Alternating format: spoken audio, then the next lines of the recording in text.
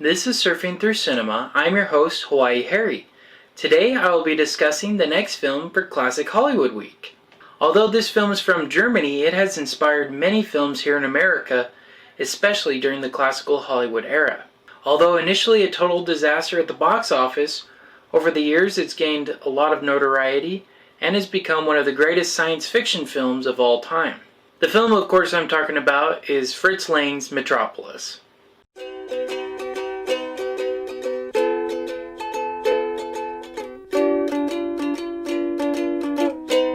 Okay, so some technical details about Metropolis. So there are multiple versions of this movie, and this is due to significant cuts that various studios made of it when it was initially released. When it came out, it was 2.5 hours long, which back in 1927 was very, very long. Nowadays, that's pretty standard, between 2 hours and 2.5 hours, but back then that was too long. Many studios were worried because they wouldn't have enough time throughout the day to show this movie, so it was a total box office bomb. And on top of that, they made significant cuts to it, and for years we only had an 84-minute version of it. You know, lots of it had been lost, over a quarter of it. And they weren't very important scenes necessarily, but they definitely helped the plot, and like I said, it was originally 2.5 hours, so cutting that much out, it really makes the story suffer, and for years, nobody really paid attention to it. It wasn't until the 1970s that there were actual efforts to restore it completely, and as recent as 2010, there have been various efforts of putting it together completely, but just because of these cuts, we'll never have a complete version due to it being almost 100 years ago. You know, film, it deteriorates over time, it can combust. So this new version, the 2010 one, is the best we're ever going to get, in my opinion. So the next technical detail, this film came out in 1927. Now, there's another film that came out this year that had a significant impact on how movies are made even now. That was The Jazz Singer, which was released only 6 months after Metropolis did. And The Jazz Singer, you know, has synchronized sounds, so lots of people went to see that. And so the majority of the silent films from that year were totally forgotten, totally ignored because of this feat. And so, you know, just to add a nail to the coffin, on top of all the cuts and all the disliking of it, it came out the same year as Sound Movie did. And so it had a lot going against it, and like I said, it was forgotten for 50 years. Another crazy technical detail is nowadays the movie would have cost about $200 million.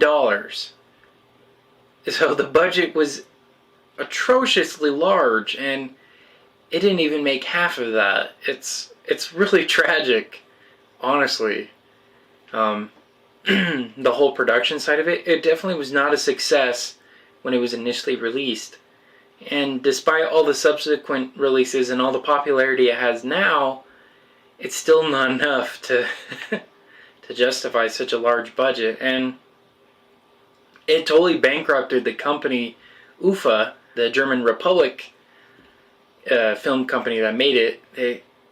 They were totally bankrupt. They didn't hardly make any money off of it. Alright, so now I'll get into the plot, and funny enough, this movie, like I said, has many versions. I'll be going with the 2010 version, because that's the most complete one, and that's the original storyline people saw in 1927.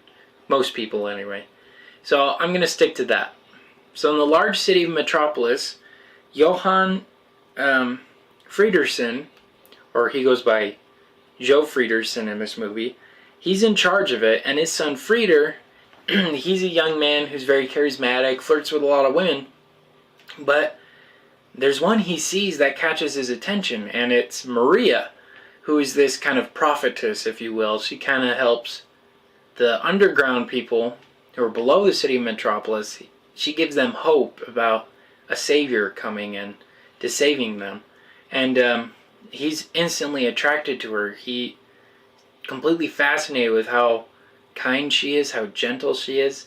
And so he starts to follow her down kind of like a rabbit hole, I guess, and into the underbelly of the city where he sees all the where he sees all the workers running all the machinery. There's hundreds of people working on machines, and he kind of has a hallucination of the machine eating up the people.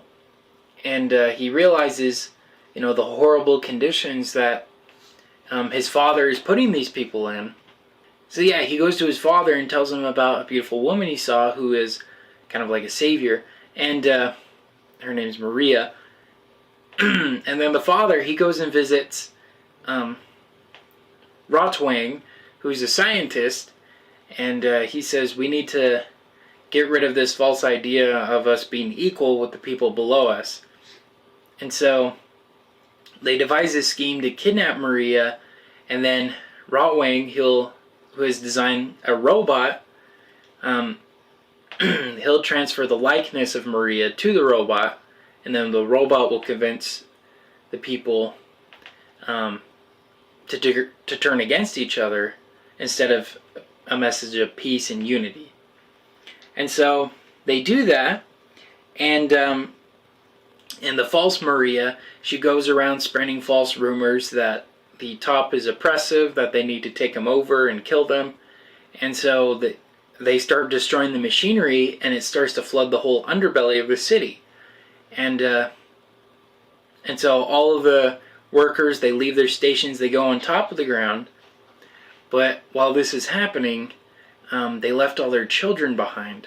And luckily, Frieder, who just helped Maria, who just encountered the real Maria, who just escaped from Rotwang, they worked together to help the kids escape from Metropolis, from the underbelly of the city, to get back to the surface.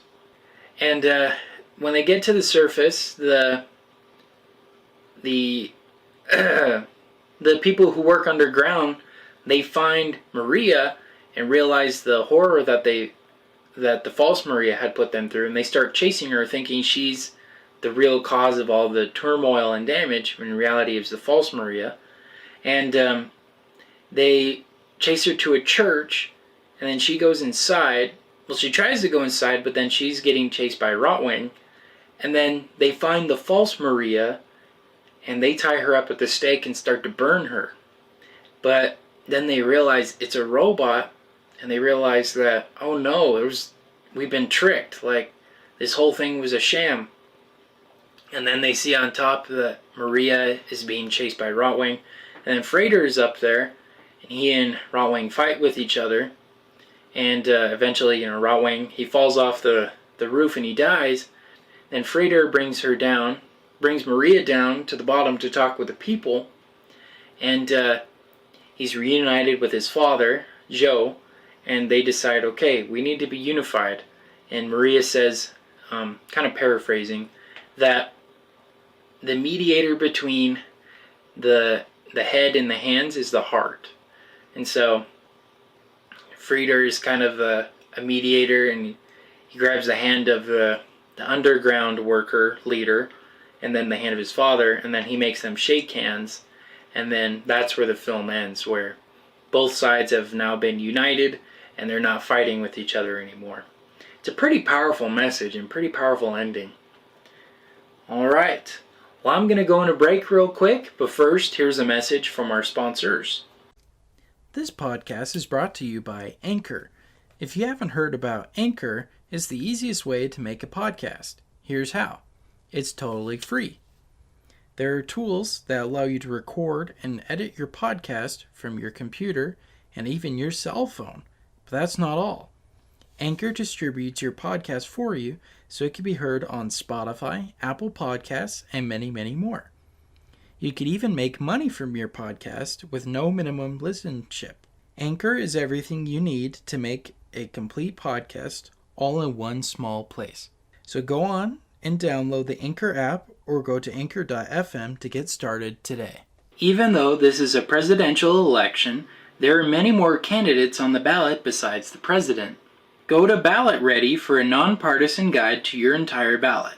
From there, you could compare candidates based on stances on issues, biography, or endorsements, and then save your choices to use when you vote by mail or in the voting booth. You can even request your absentee ballot or make a plan to vote early or on election day. This election matters. Make sure you have a plan to vote, so go to ballotready.org and enter your address to make a plan to vote and vote informed. Okay, so now that we're back from a break, I'm going to get into some critical reviews and my personal reviews on Metropolis. Okay, so it has a 97% on Rotten Tomatoes, making it one of the highest rated movies on there. And then the audience, it has a 92%. And of all the ratings, I only found 4 rotten reviews on Metropolis from the critics. People adore this film. It's magnificent. It's a triumph of a movie, especially during the silent era. It's insanity, the amount of effort and work they're able to put into it. And that's a lot of the opinions of these critics, is that it was a technical marvel and a masterpiece.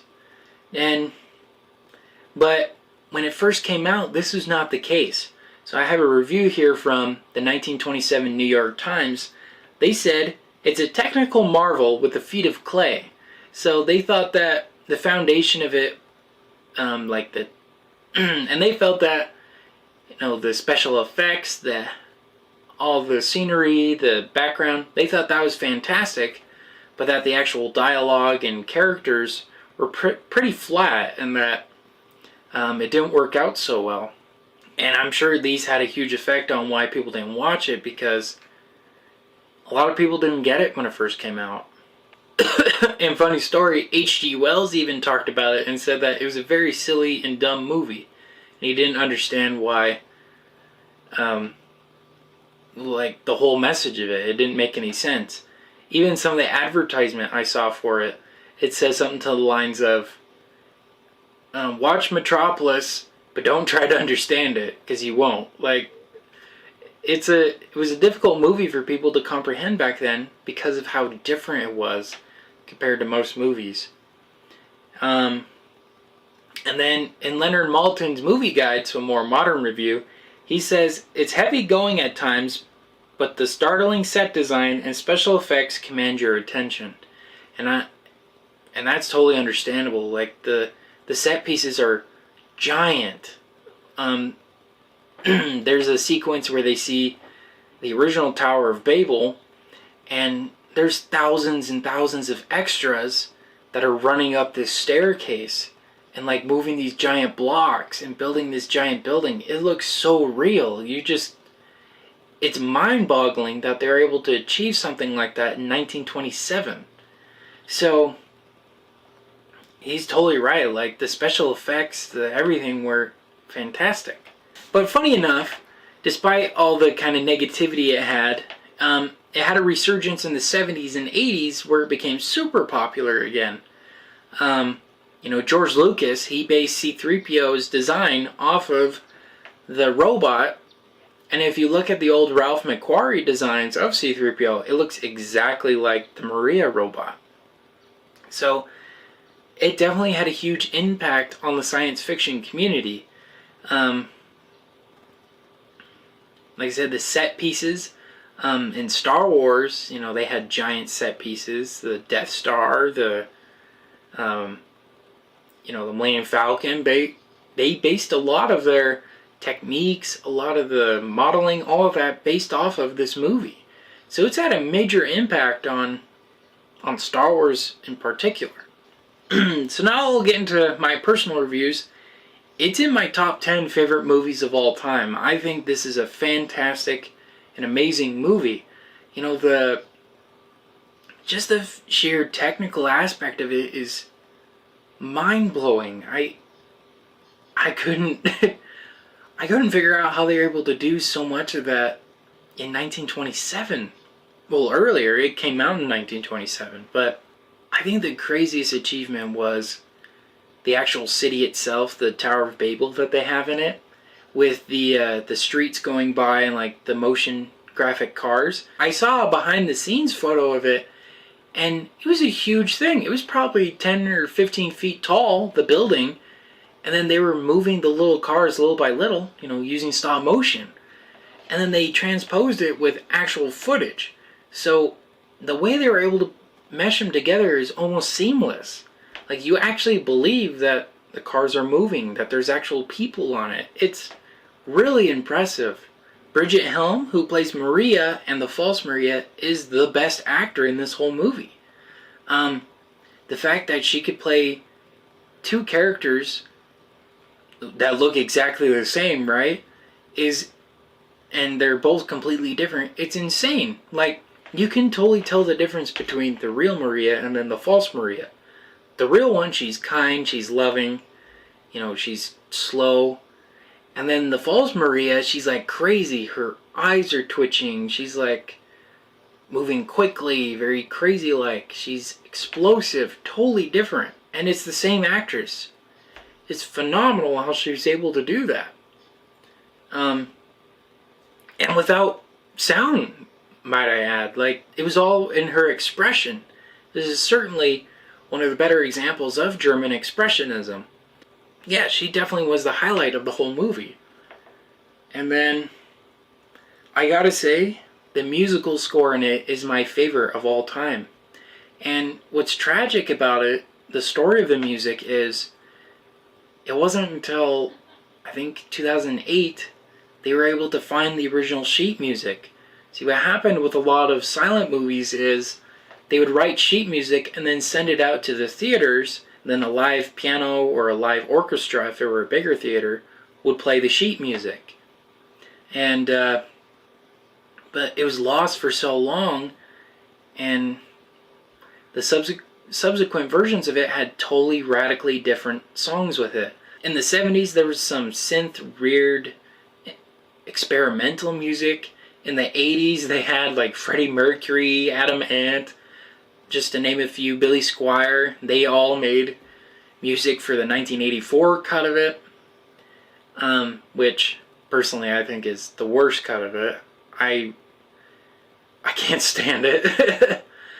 The actual score is large, and it's like, it sounds like the future. Like, it feels, it's classical music, yet it's a lot bigger than the movie itself. So, yeah, it really is my favorite musical score of all time. You could definitely tell that John Williams, the composer for Star Wars, Indiana Jones, Harry Potter, just to name a few, you could definitely tell when he was making Star Wars, he took some elements from this movie. It's a fantastic movie. I honestly don't understand people who don't like it. Well, that's not entirely true. It's not for everyone, as most silent movies are pretty short. They're like an hour and a half, hour 20 minutes, but this is 2.5 hours. And for some people, that might be hard to get through with no dialogue. But for me personally, I was captivated. I enjoyed every scene of it. The fact that we even have it, this is a treasure. Like, to me, this is more than just the movie. Like, if you watch the behind the scenes of it on the Blu-ray disc, it's like it's a whole phenomenon. Like, it's a whole different thing on its own. So, by and large, I love this movie. This is a film I could recommend to every single person I know. I tried to, but not everyone gets around to watching it, and that's okay. But seriously though, if you want a masterclass in cinematography, set design, composition, this is a fantastic movie to study and to look into. Next time, I'll be discussing the next film for Star Wars Week. And this is the one that started it all, the original classic that got everybody to watch it. And I'm of course talking about Star Wars Episode 4, A New Hope. What's funny is, I didn't plan on these two being right next to each other. So it's going to be nice to see the inspiration for Star Wars, and then the result of it. It's like I said, the design for C-3PO, seeing it, its inspiration, and then seeing it in the movie. So, yeah, we're going to be talking about Episode 4, A New Hope, and Well, until next time, this has been Surfing Through Cinema with Hawaii Harry. Take care.